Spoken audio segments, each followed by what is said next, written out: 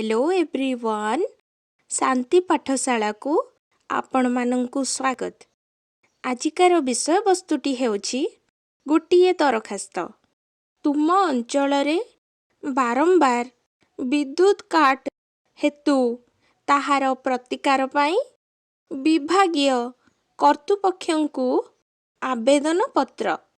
माननीय श्रीयुक्त सेस्को विद्युत विभाग अधिकारी कटक। विषय बारंबार विद्युत काट हेतु ताहार प्रतिकार पाई अनुरोध।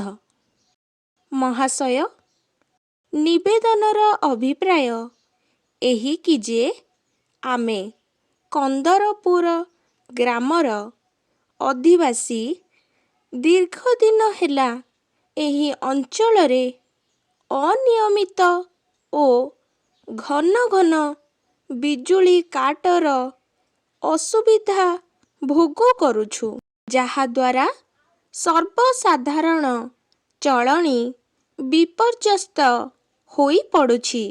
छात्र छात्री मानंकर परीक्षा समय रे विद्युत काट जोगु सेमानंकर पाठ पढ़ारे व्याघात सृष्टि हेउछि। एपरिकी रात्रि समय रे विद्युत काट जोगु गाँ रे चोरी डकायती वृद्धि पाइबारे लागिछि। वयस्क लोकंक अंधकार रात्रि रे गमना गमन रे बहु समस्या सृष्टि करुछि।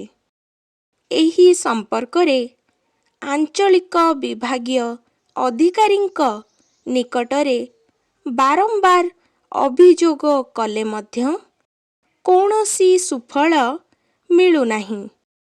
एणु विनीत अनुरोध करू कि आपण एही समस्यार समाधान पूर्वक भविष्यत पाई विद्युत जोगाण रे स्थायी समाधान व्यवस्था कले ग्रामवासी आपणक निकटरे चिर उपकृत होई रहिबे। इति आपणक विश्वस्त ग्रामवासी वृंद, कंदरपुर, जगतसिंहपुर। तारीख ठिकणा प्रेरक ग्रामवासी मार्फत श्री नवघन सामल, सरपंच, ग्राम पोस्ट कंदरपुर, जिला जगतसिंहपुर। प्रापक श्रीयुक्त सेस्को विद्युत विभाग अधिकारी, बक्सी बजार, पोस्ट कटक, जिला कटक, ओडिशा।